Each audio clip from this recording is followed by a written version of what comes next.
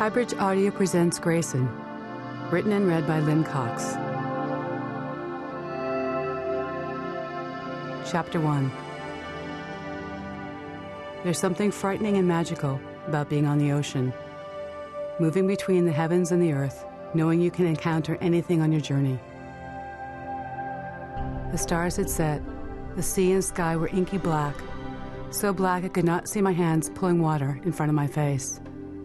So black there was no separation between the sea and the sky. They melted together. It was early March and I was 17 years old. Swimming 200 yards offshore, outside the line of breaking waves off Seal Beach, California. The water was chilly, 55 degrees, and as smooth as black ice. And I was swimming on pace, moving at about 60 strokes per minute, etching a small, silvery groove across the wide black ocean. Usually, my workout started at 6 a.m., but on this day, I wanted to finish early, get home, complete my homework, and spend the day with friends, so I had begun at 5 a.m. There were vast and silent forces swirling around me, strong water currents created by distant winds and large waves, the gravitational pull of the moon and sun, and the rapid spinning of the earth. These currents were wrapping around me like long braids of soft black licorice, and I was pulling strongly with my arms, trying to slice through them. As I swam, all I heard were the waves rising and tumbling onto the shore, the smooth rhythm of my hands splashing into the water, the breath that I drew into my mouth and lungs, and the long gurgling of silvery bubbles rolling slowly into the sea. I slid into my pace, and I felt the water below me shudder. It wasn't a rogue wave or a current. It felt like something else. It was moving closer. The water was shaking harder and buckling below me. All at once, I felt very small and very alone in the deep, dark sea. Then I heard a sound. I thought it was coming from the ocean's depths. At first, it seemed to be a whisper. Then it grew louder, steadily, like someone trying to shout for help, but unable to get the words out. I kept swimming and trying to figure out what was happening. The sound changed.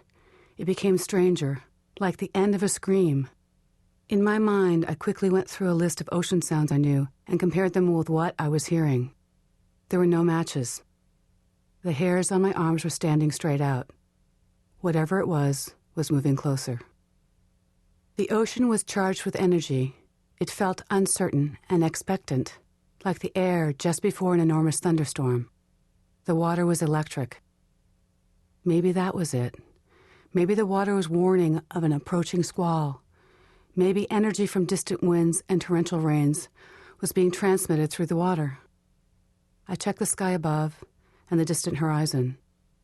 Both were dull and as black as ink, and there wasn't a cloud in the sky.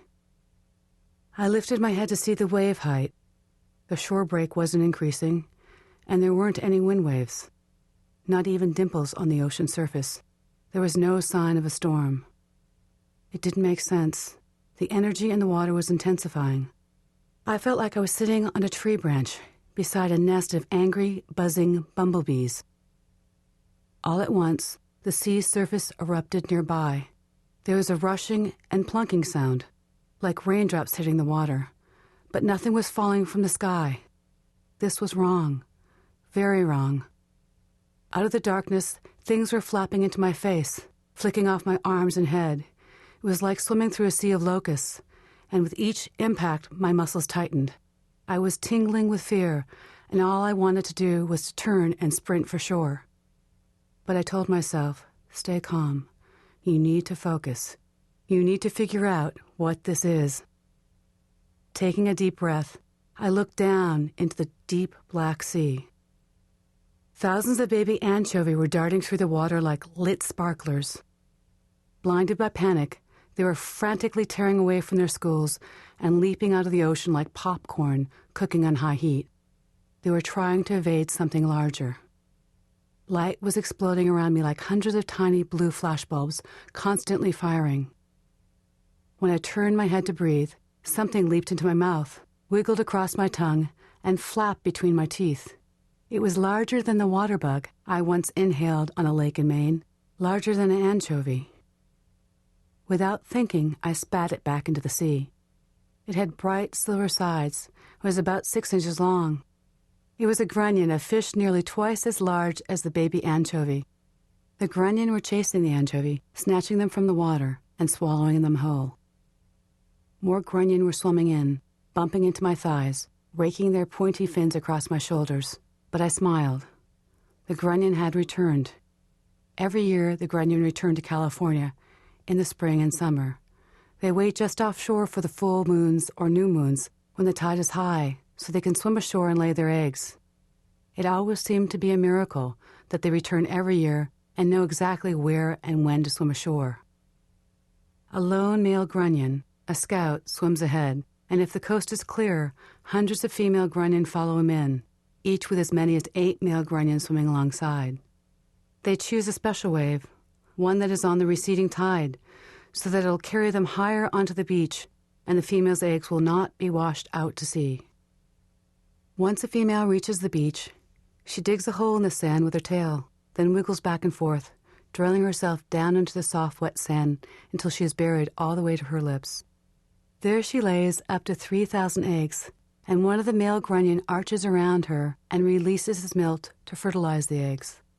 Then the adult grunion swim back to sea while the eggs incubate in the warm sand for 10 days. Then the baby grunion hatch and ride the tide back out to sea to begin their lives in the ocean. I love to watch them come ashore, and I love to go grunion hunting. It was a big event in Southern California. In summer, I would meet friends on the beach on moonlit nights and wait for the grunion. We'd spread our large, bright-striped beach blankets on a berm at the crest of the beach, beyond the reach of the incoming waves. We'd sit wrapped up in more warm, woolly blankets, sometimes alone, or sometimes snuggled up with friends to stave off the cool, damp, swirling ocean breezes. We'd talk in muffled tones, so no one would scare the fish away, about boyfriends and girlfriends, about summer plans and barbecues, about our lives and our families, our dreams and how we felt. We'd explore our lives and sometimes touch hands under the blanket. We, too, were restless, awaiting our own high tide. Someone in our group would whisper excitedly, "There he is." We jumped to our feet, scanning the beach for a single fish. When we spotted one flopping on the sand, we'd watch and wait for what seemed like forever. Then a few minutes later, a wave would lift hundreds of grunion up. The wave would be so heavily laden with fish, it would rise more slowly than any other. As it curled, its dark, glassy face would be altered by hundreds of grunion heads and tails protruding at all angles. The wave would crash onshore, and the grunion would spin and tumble across the sand, flipping, flopping, and pulling themselves beyond the water's edge.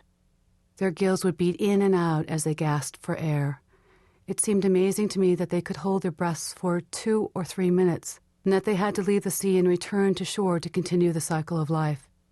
In utter fascination, we'd watch this dance. As soon as the grunion finished laying their eggs, they'd flip and flop back toward the water, and at that moment we'd charge across the sand, kicking mud on the backs of our legs and trying to scoop the grunion up with our bare hands.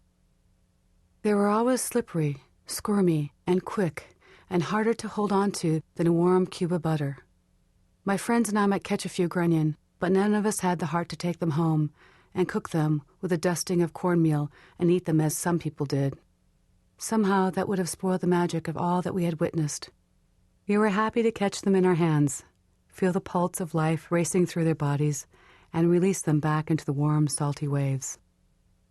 As I swam, I felt a strong connection with the agile schools of grunion, and I thought I was lucky to be swimming with them until I realized that they were attracting a small school of albacore tuna. Usually the tuna lived and migrated 20 miles or more off the coast, but the abundance of food had lured them in. Albacore tuna are large fish. They weigh between 20 and 40 pounds. They're shaped like giant oval beach leaves and have dark blue backs and gray-blue sides and bellies. They are very fast swimmers. They swim as if they are turbocharged. At first, I enjoyed feeling the way the water wavered and yawed as the tuna zipped to the right and left of me. But when